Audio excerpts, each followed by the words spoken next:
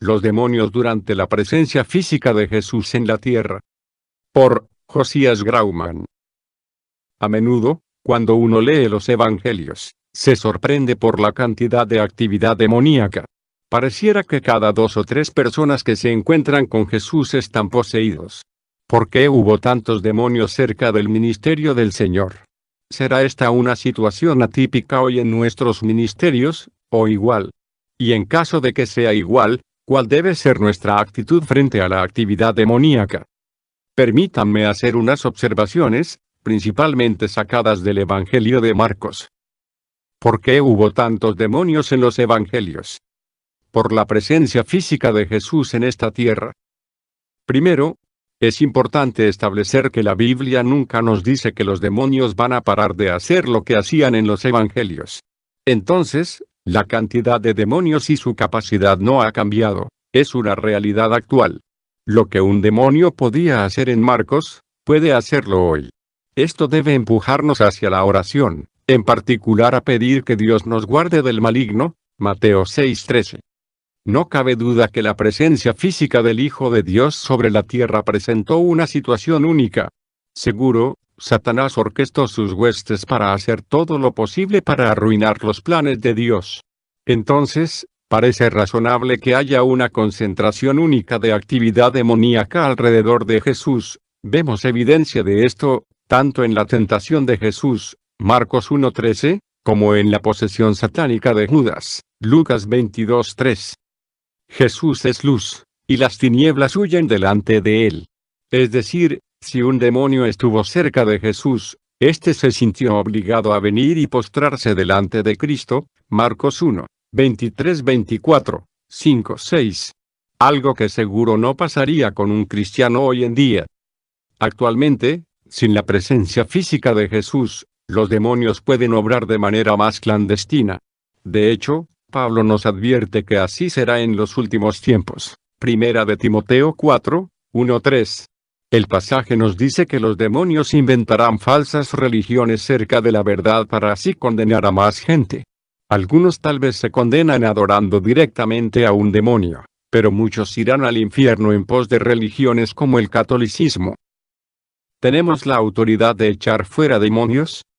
La Biblia nunca nos instruye cómo identificar si alguien es endemoniado. Antes bien, la posesión demoníaca en la Biblia siempre era obvia. Por ejemplo, el tipo de epilepsia que sufrió el niño en Marcos 9 no tenía origen en algo físico, ya que el padre afirma que el demonio le echaba al agua o al fuego con la intención de matarlo. Marcos 9:22. Es importante ver que Cristo nunca nos dio a nosotros el mandato ni las instrucciones de cómo expulsar a un demonio. Eso solo lo dio a sus discípulos, Marcos 6:7.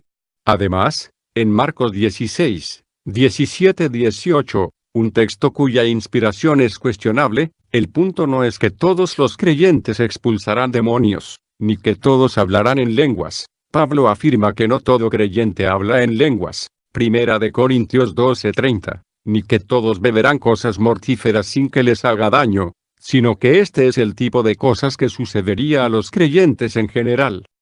Además, no existe un don de expulsar demonios en la Biblia, sino que el don de sanidades es lo que curaba tanto enfermedades físicas como enfermedades espirituales, Lucas 7:21, Hechos 5:16. Es decir, si alguien no tiene la capacidad de vaciar un hospital de todos sus enfermos, sabemos que no tiene tampoco la capacidad de expulsar a un demonio.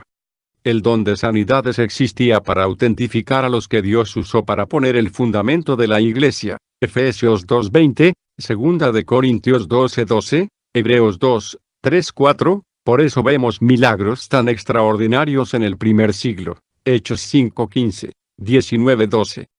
Entonces, no debemos hablar con demonios, simplemente porque no tenemos dicha autoridad. Sin embargo, en la Biblia vemos cómo la persona que expulsaba demonios no solo se dirigía a ellos, sino que conversaba con ellos. Por ejemplo, en el caso del hombre con la legión de demonios, primero Jesús dice, «Sal de este hombre», luego los demonios platican con Jesús y le piden permiso para entrar en los cerdos. Marcos 5:8, esto se debe justamente a que Jesús tiene esta autoridad, pero no nosotros. ¿Qué debemos hacer frente a alguien que pareciera estar endemoniado?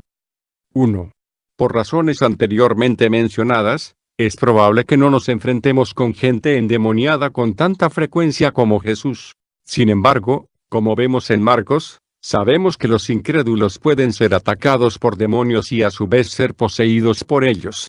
Lo que es importante recordar es que, de acuerdo con Jesús, aun si un incrédulo tiene un demonio, el exorcismo solo empeorará su situación. Mateo 12:45. Por lo que al incrédulo no le conviene el exorcismo en sí solo. 2.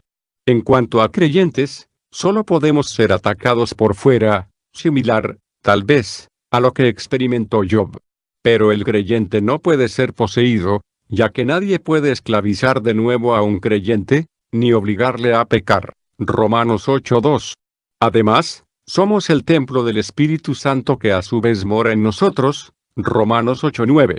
Esto implica que no debemos echarle la culpa a los demonios por nuestros malos pensamientos, más bien la culpa mora con nosotros. Santiago 1:14. 3. La Biblia afirma que el Evangelio es poder para salvar. Romanos 1:16-17, y no da la condición de que antes hay que expulsar posibles demonios. Por lo cual, debemos dirigirnos al humano, no al demonio, y exhortarle a arrepentirse y creer el Evangelio. Si la persona cree en Jesús, el Espíritu Santo vendrá a morar en la persona. Juan 14:23, encargándose de sacar fuera al demonio. 4. Si uno tiene temor de un demonio, la Escritura nos manda a resistir al diablo, y así huirá de nosotros. Santiago 4:7.